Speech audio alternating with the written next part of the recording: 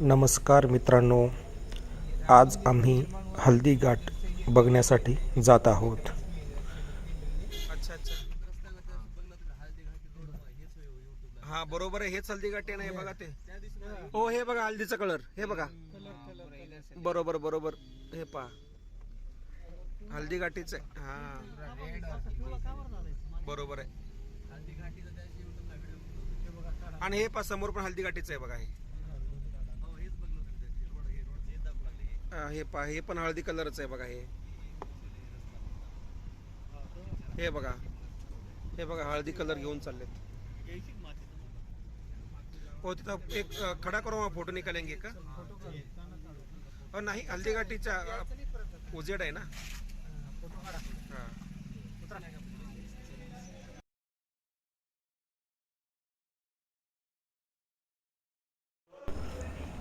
आत्ता आम्ही हल्दीघाट जवळ स्थित एक म्युझियम पाहायला चाललो आहे. त्या ठिकाणी हल्दीघाटची संपूर्ण माहिती, शिवाय चित्तोडगड, त्याचप्रमाणे कुंभलगड, तसेच महाराणा प्रताप यांच्या संबंधी जी काय ऐतिहासिक माहिती आहे ही त्या म्युझियममध्ये सांगितली जाते. शिवाजी महाराजांचं कुठे आहे हो? तिथं आहे का त्या साईडला?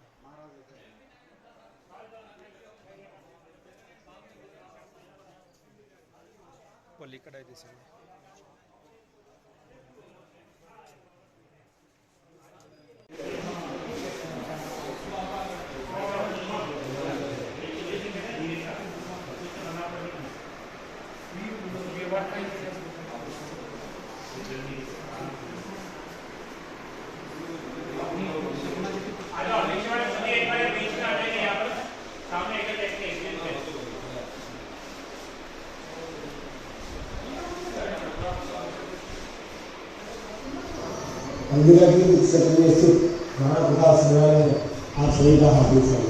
म्यूजियम के संस्थापक श्रीमान मोहन जी शिवानी है.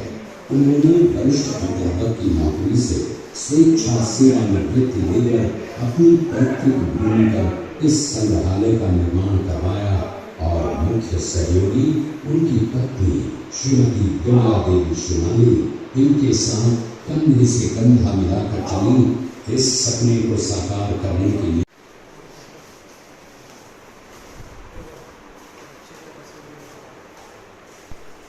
हे हल्दी घाटीचं चित्र आहे ज्या ठिकाणी युद्ध झालेलं होतं.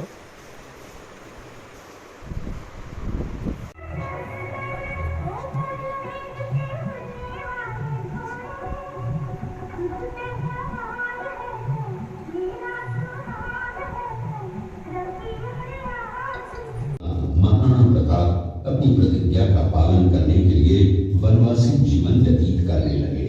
उनके पास पर्याप्त संपत्ति नहीं थी तो उनके वित्त मंत्री भामाशाह ने अपनी सारी सुख सुविधा को छोड़कर अपने राजा को स्वयं का धन 25 लाख रुपए व राजकोष में 30 किलोमीटर तक फैली हुई है. इस दीवार का नाम ग्रेट वॉल ऑफ चाइना के बाद द्वितीय पायदान पर दर्ज है. इस किले के अंदर 360 प्राचीन मंदिर हैं.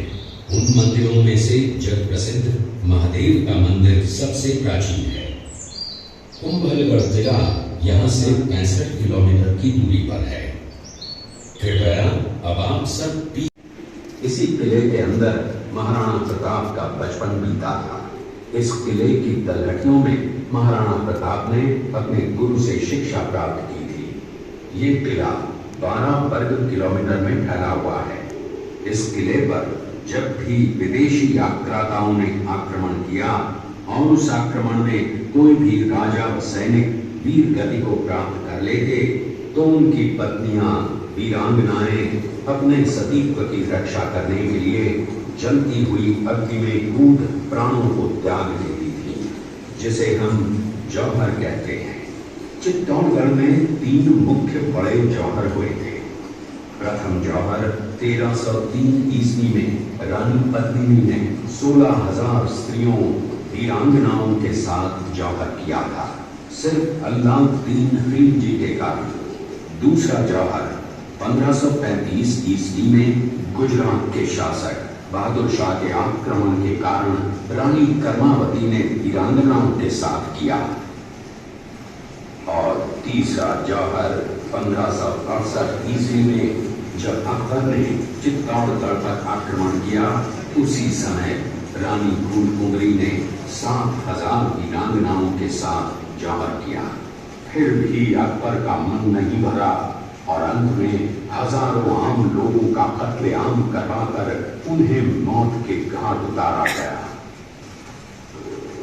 इस किले में देखने योग्य विजय स्तंभ है, कीर्ति स्तंभ, मीरा मंदिर, जैन मंदिर, कालिका माता मंदिर, भामाशाह हवेली, कुंभा श्याम मंदिर, फतेह प्रकाश महल हैं।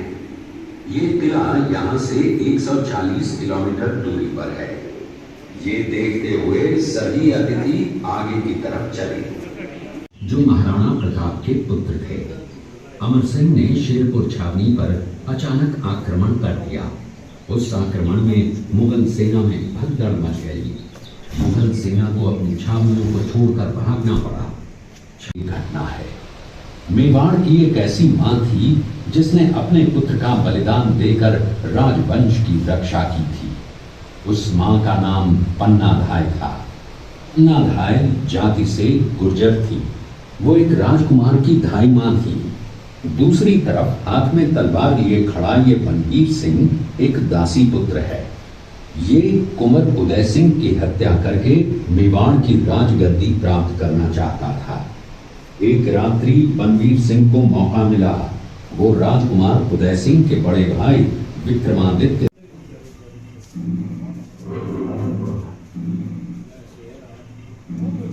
अपनी प्रतिज्ञा का पालन करते हुए महाराणा प्रताप ने प्रतिज्ञा की थी कि जब तक अपनी मातृभूमि को शत्रुओं से मुक्त नहीं करा लेता, तब तक न तो मैं महलों में रहूंगा, न किसी धातु के पात्र में भोजन करूंगा। महाराणा प्रताप और सुविख्यात स्वामी भक्त घोड़े चेतक के अंतिम मिलन का है।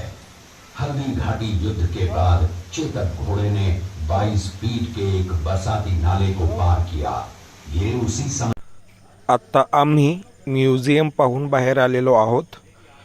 या ठिकाणी गुलाबजल कसं बनवायचं हे या ठिकाणी सांगितलं जात आहे। उसका हम गुलाब जल, गुलकंद, शरबत तैयार करते हैं।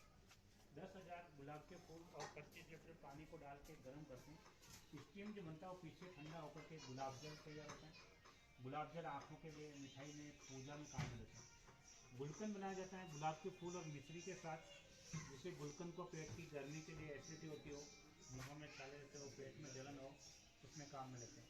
शरबत तैयार करते हैं, गुलाब का परफ्यूम बनाते हैं और डायबिटीज के लिए जामुन के बीज से जामुन बनाया जाता है। काउंटर पर आपको सैंपल टेस्ट करवाएंगे, टेस्ट करें। बाद में ग्रामीण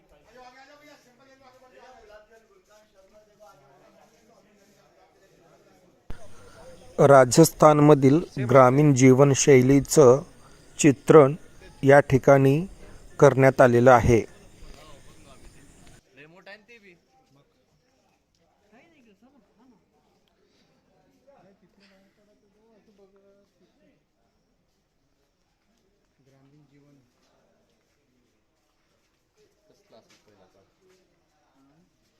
पहिलंच बरं होतं हो, मोबाईल नव्हतं, काय नव्हतं, व्हॉट्सअप नव्हतं, निवांत व्यवस्थित प्रेम होतं। आता काय फोटो हो गया अपना, उससे फोटो हो गया। देखो पीछे खड़ा होना होता, चेहरा डाल के हाथों हाथ फोटो मिलेगा।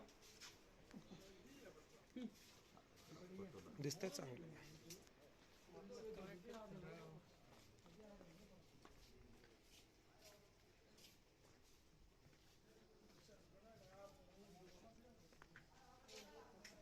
भिंती बांधली कलच वेगळी आहे।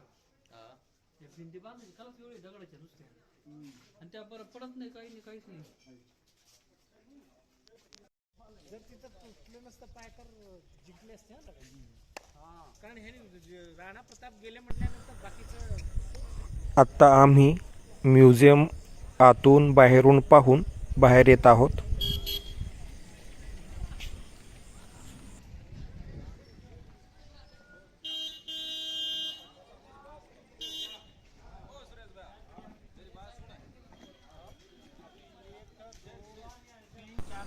हो ते कुल्हड गरमागरम चहा पिऊन आम्ही आता परतीचा प्रवास करतोय.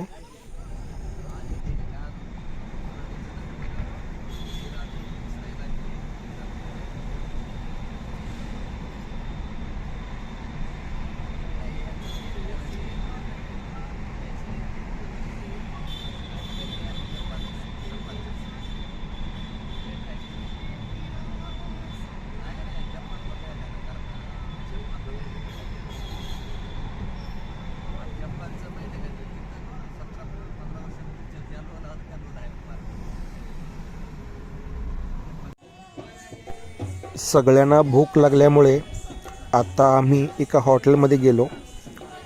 त्या ठिकाणी चुरमा बाटीची ऑर्डर दिलेली आहे आणि सोबतच राजस्थानची नृत्यशैली या ठिकाणी आम्हाला पाहायला मिळते आहे.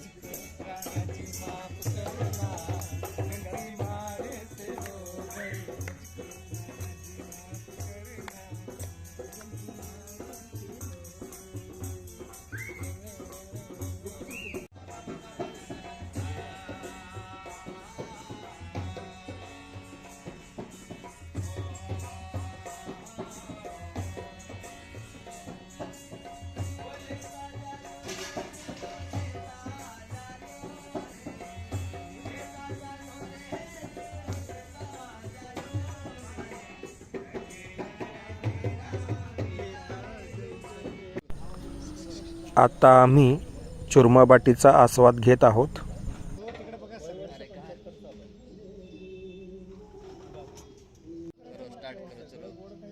काय काय ताक आहे, काय स्वीट, काय बर्फी आहे, काय काय आहे? कांदा, कशाचं काय कशावर काय खायचं हे हे पापड. गोड आहे बरं का हे जे आहे ना, आणि काय गोड शिराय वाटतं हे, म्हणजे आपलं डाळ बाटी, काय काय अजून हे स्पेशल आहे ना.